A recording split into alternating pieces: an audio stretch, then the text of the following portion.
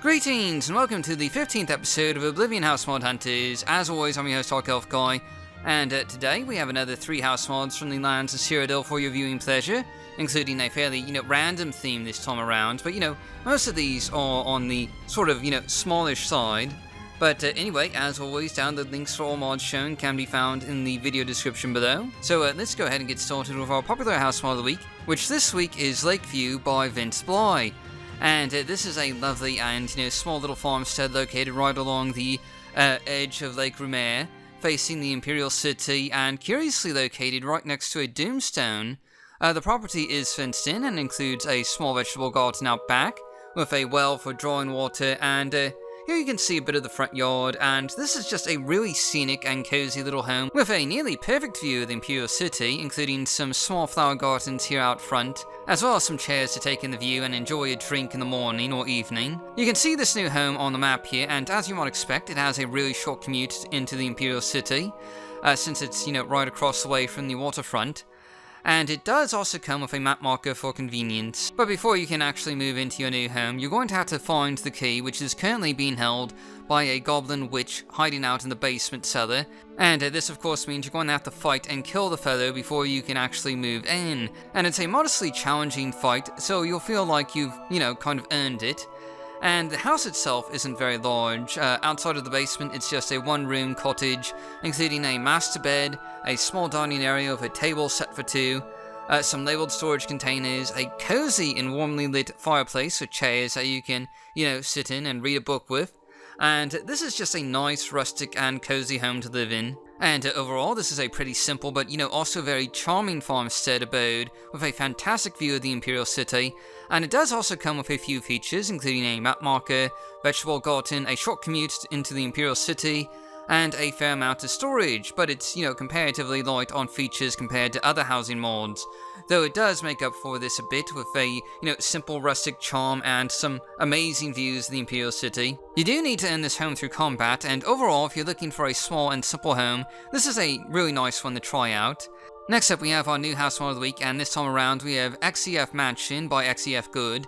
And this is by far the largest housing mod that we're going to be looking at today, and it adds a fairly sizable Cheltenhall style mansion to the outskirts of Cheltenhall, with a lovely set of, walled outdoor gardens, and I particularly like the exterior design of this house.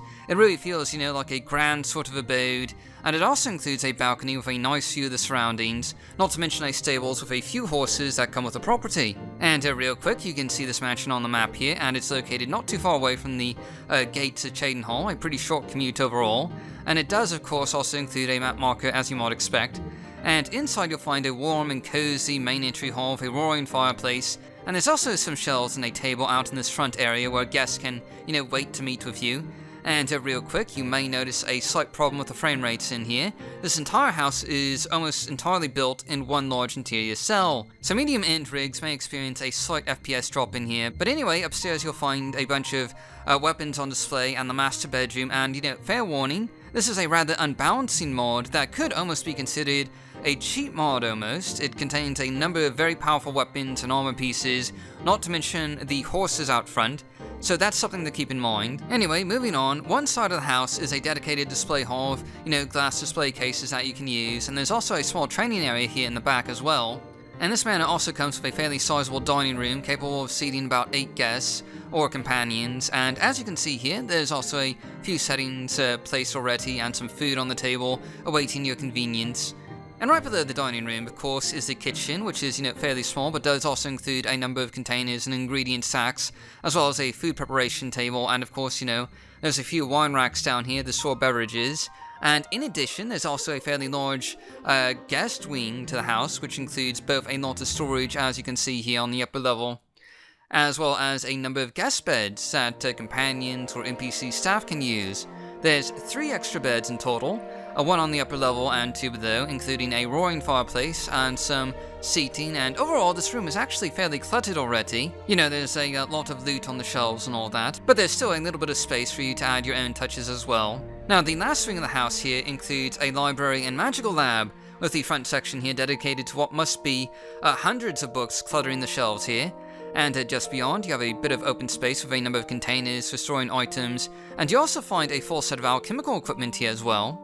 And downstairs you'll find a fairly large alchemical ingredient garden, including a number of fairly rare and difficult to find plants that you can harvest for your own potions.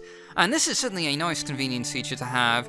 And you also find altars of enchanting and spell making down here as well, with a few sword gems and spells, stacked up on the shelves here that are just, waiting to get you started. And overall, Xefmansion is a fairly large and impressive looking abode with a unique and decorative exterior appearance and a fairly detailed interior, including several useful features such as a stable with horses, companion beds, an alchemical ingredient garden, display hall, altars of enchanting and spellmaking, and of course a map marker.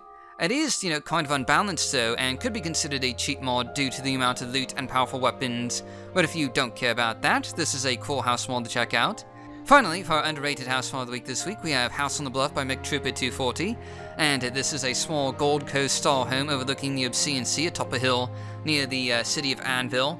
And just let me say that this house has an extremely beautiful exterior, with steps and lampposts leading the way up to the top of this weather-worn bluff here, where you'll find this modest two-story abode surrounded by gardens and a scenic overlook, with a well for drawing water and a bench for enjoying the view. And around the back here, there's even a small deck with a table and chairs where you can, take your meals and enjoy the scenic beauty around you. And you can see this house here on the map, and it's a very short commute to Anvil, basically just a little ways outside the city. And of course, it also includes a map marker for, quick and easy transportation. But before you can actually move into this beautiful and scenic abode, you'll first need to actually find a key to get inside. And there's a few different ways that you can do this. Supposedly you can purchase a key from town, find a secret way in, or just, fight through this dungeon and grab a key that way. And inside you'll find a really cozy and atmospheric home with a small, but fairly well decorated main entry hall that opens up onto the second floor above, with a really warm and inviting kitchen area down below, including a small dining area that's really just a small table with a single chair, and there's also a trapdoor down here leading to a small, storage cellar. And it has to be said that this house is really quite charming in the way it's decorated. It may be small, but it's, very cozy, with a modest-sized master bedroom on the second floor, with a roaring fireplace to keep you warm even on those, dark and stormy nights. And overall, while this mod doesn't have a whole lot of fancy features, the beautiful and scenic location with the fantastic views of the sea, and an atmospheric and cozy abode more than make up for the lack of convenience items to my mind.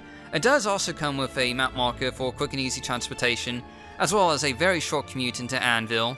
And if you're looking for a small cozy abode to call home, I definitely highly recommend checking this one out. And that wraps up this episode of Oblivion House Mod Hunters. Thanks for watching, and I'll see you all next week with our next episode.